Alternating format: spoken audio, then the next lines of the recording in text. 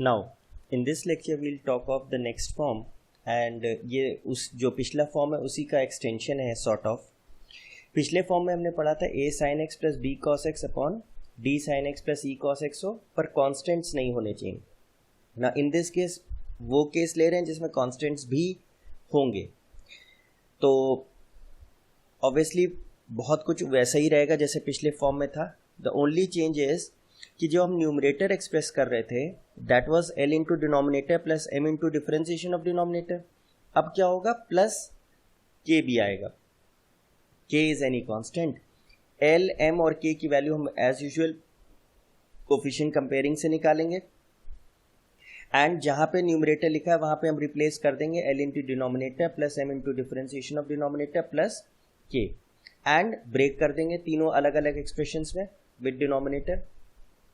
Obviously जो first two parts हैं वो तो एज इट इज रहेंगे। यहाँ पे क्या आएगा 1dx, यहाँ पे सब्स्टिट्यूशन होगा, डिफरेंशिएशन मौजूद है ऊपर न्यूमरेटर में ऑफ द डिनोमिनेटर, और जो थर्ड आएगा k upon denominator. Now this is a form which we have already discussed in earlier lectures, जहाँ पे न्यूमरेटर में कुछ नहीं है 1 है और डिनोमिनेटर में sin x and cos x है।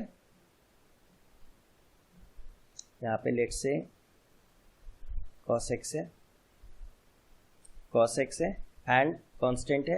लीनियर पार्ट था, sin x cos x की पावर 1 थी, तो इसमें हम लोग क्या करते थे steps, if we revise sin x को 2 tan x by 2 upon 1 plus tan square x by 2 put करते थे और cos x की जगह 1 minus tan square x by 2 upon 1 plus tan square x by 2 put करते थे। Second step 1 plus tan square x by 2 LCM लेके numerator में ले जाते थे, जहां हम उसे sec स्क्वायर x by 2 लिख देते हैं एंड डिनोमिनेटर में हम लोग tan x by 2 को t ले लेते हैं क्योंकि उसका डिफरेंशिएशन न्यूमरेटर में प्रेजेंट है sec square x by 2 and convert कर देते हैं किसे, ये किस फॉर्म में आ जाएगा, क्वाड्रेटिक के फॉर्म में आ जाएगा। Then usual process, make coefficient of t square as 1, make perfect square and use standard formula. एक इंपॉर्टेंट पॉइंट इसमें ये है कि इस फॉर्म में d या e, d एंड e में एटलीस्ट एक तो नॉन जीरो हो, at least one of them is non zero, is non zero, मतलब दोनों जीरो नहीं हो सकते डी और ई। इसी तरह ए और बी में भी at least one of them is non zero, दोनों जीरो नहीं हो सकते। मतलब हमारा न्यूमरेटर में ना sin x है ना cos x है, ऐसा नहीं हो सकता। ऐसे ही डिनोमिनेटर में sin x cos x दोनों ही ना हो तो फिर तो ऑब्वियसली कांस्टेंट बचेगा, तो ये फॉर्म ही नहीं बचेगा। तो ये हो सकता है कि d या e में कोई एक जीरो हो जाए कोफिशिएंट, तो फिर या sin x की टर्म होगी या cos x की होगी, ये लिबर्टी है।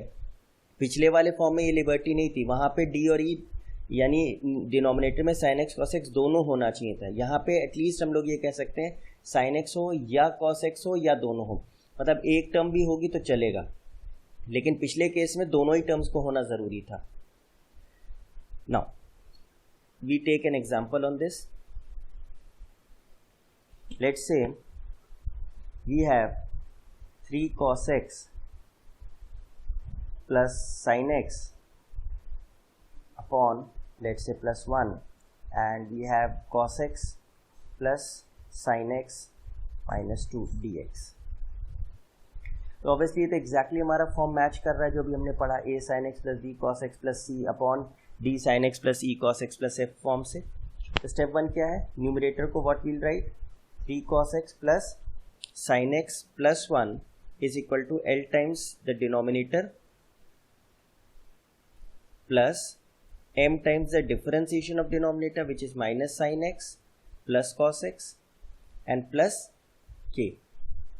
कोफिशिएंट कंपेयर करें, cos x के साथ क्या है l plus m plus sin x के साथ क्या कोफिशिएंट है l minus m and then we'll have minus 2l plus k। Now compare the left hand side, तो कोफिशिएंट्स कंपेयर करें तो क्या आएगा, l plus m is 3 first, then sin x के साथ है l minus m equals to 1 and जो constant part है वो क्या है minus 2l plus k equals to 1। ठीक है, तो फर्स्ट और सेकंड इक्वेशन को अगर हम सॉल्व करें तो क्या आएगा, 2l equals to 4, adding them तो l क्या हो जाएगा 2, पुटिंग l as 2 तो m कितना आ जाएगा 3 minus 2 which is 1 and L को अगर हम 2 रख दें तो ये हो जाएगा k minus 4 is equal to 1, therefore k comes out to be 5.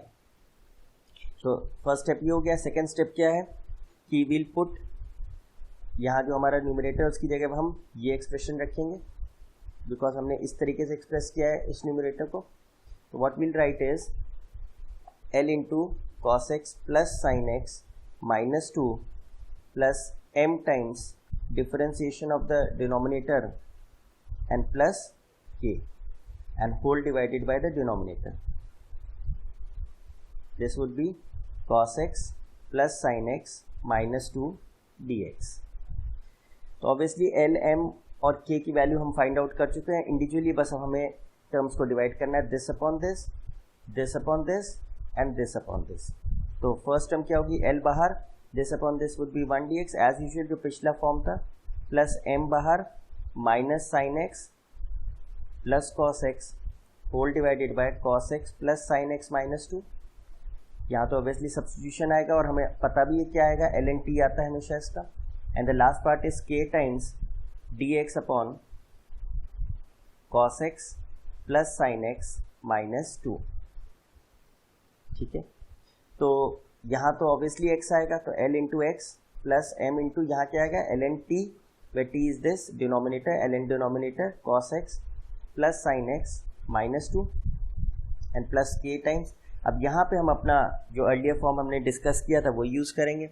dx upon cos x की जगह 1 minus tan square x by 2 upon 1 plus tan square x by 2 plus sin x की जगह 2 tan x by 2 upon 1 plus tan square x by 2 minus 2. We'll solve this part separately. ये क्या आ जाएगा 1 plus tan square x by 2 numerator में and in the denominator we'll have 1 minus tan square x by 2 plus 2 tan x by 2 minus twice minus 2 tan square x by 2 dx. तो ऊपर तो numerator में हो गया sec square x by 2 and in the denominator we'll have club कर रहे हैं like terms को, तो वील हैव माइनस और minus 1 plus 2 tan x by 2 minus 3 tan square x by 2 dx. Obviously substitution हो गया तो tan x by 2 is t, let's say तो dt by dx would be half sec square x by 2. तो sec square x by 2 into dx is twice of dt. तो substitute करेंगे तो क्या आएगा 2 dt and in the denominator we'll have 1 plus 2t minus 3t square. तो this can be written as 2 out dt upon 1 plus 2t minus 3t square. तो ये तो कौन सा फॉर्म हो गया dx अपॉन क्वाड्रेटिक. तो what will do, make coefficient of t square as 1. तो क्या कर देंगे माइनस 2 बाई 3 बाहर और अदर 3 बाहर dt upon 1 by 3 plus 2 by 3t minus T square. इसको हम लोग अलग से ज़रा सॉल्व कर लें. Minus common T square minus 2 by 3t minus 1 by 3. तो will make it a perfect square. T square minus 2 dot 1 by 3t plus 1 by 9 minus 1 by 9 minus 1 by 3. तो व्हाट डू वी गेट, तो ये आएगा minus of t minus 1 by 3 whole square और ये हो जाएगा 3 minus यानी 4 बाई 9 विच इज़ 2 बाई 3 का whole square. Let's use a proper sign. ये ऐसे होगा तो we can write this as 2 by 3 integral d t. अब माइनस अंदर ले जाएंगे तो क्या हो जाएगा 2 by 3 whole square minus t minus 1 by 3 whole square. ना ये कौन सा फॉर्म है dx upon a square minus x square, where x की जगह क्या है t minus 1 by 3 and this is a linear part. तो कोई हमें चेंज नहीं करना, फॉर्मूले में x की जगह t माइनस 1 बाई 3 पुट कर देंगे एंड इसके डिफरेंशिएशन से डिवाइड करने की भी ज़रूरत नहीं बिकॉज t का कोफिशिएंट 1 है. तो 2 बाई 3 इंटू इसका इंटीग्रल क्या होता है 1 upon 2a. Now a is 2 by 3 ln x a plus X rather a plus x की जगह क्या है t minus 1 by 3 upon a minus X minus T plus 1 by 3 plus C. तो if you look closely ये 3 से 3 cancel हो गया, 2 से 2 कैंसिल हो गया, we have 1/2 ln, this would give you 1/3 plus t upon this would give you 3/3 minus T plus c, which can be simplified as c rather अभी हम use नहीं करेंगे, सारे इंटीग्रल्स का एक साथ क्लब करके लिख देंगे। तो this is ln 1 + 3t upon 3 - 3t and t की जगह क्या लिख देंगे, tan x/2, 1 + 3 tan x/2 upon 3 - 3 tan x/2। तो पिछले दो पार्ट्स को और हम लोग कंबाइन कर लें, that will give us l into x plus m into ln of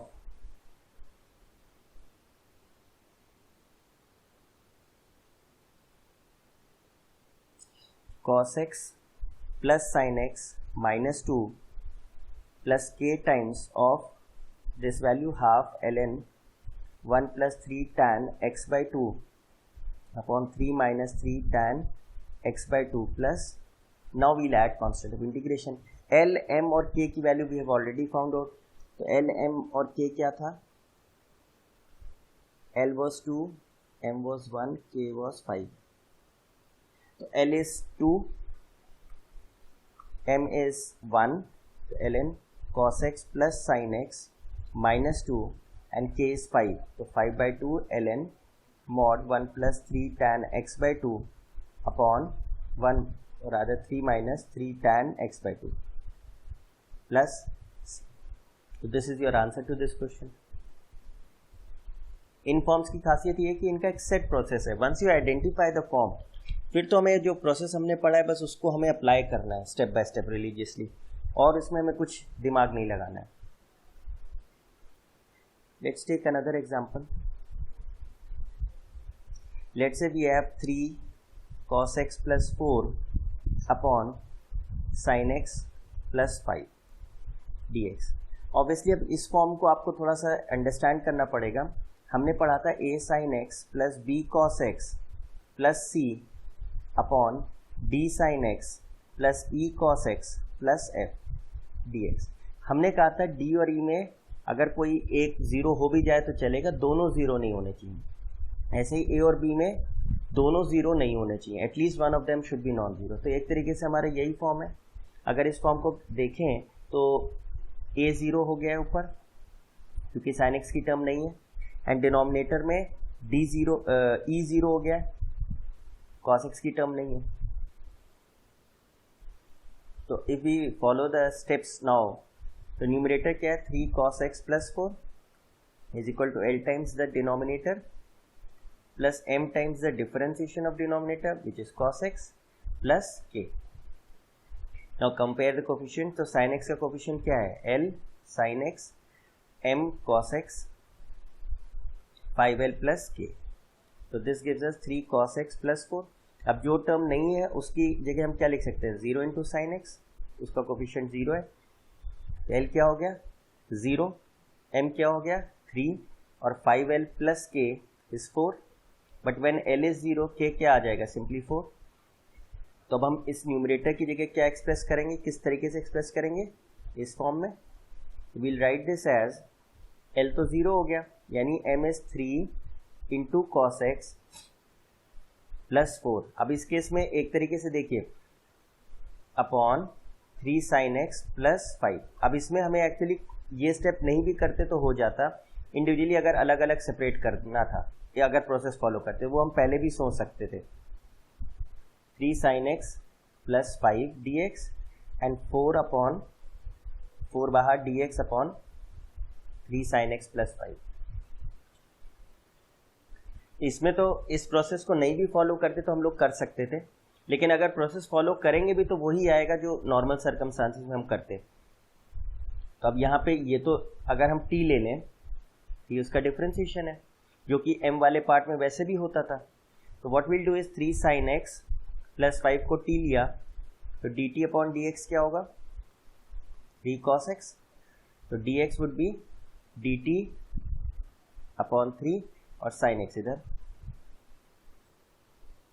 तो we'll substitute this value, t बाहर dx into rather cos x होगा यहाँ, dx इंटू cos x, उसकी जगह लिख देंगे dt by 3 and this would B t। तो 1 upon T is what, ln t, जो हमेशा पहले भी आता था, which is ln 3 sin x plus 5। और इस पार्ट में हम लोग क्या करेंगे, ये तो हमारा वही स्टैंडर्ड फॉर्म है, 1 upon a sin x plus b cos x plus c।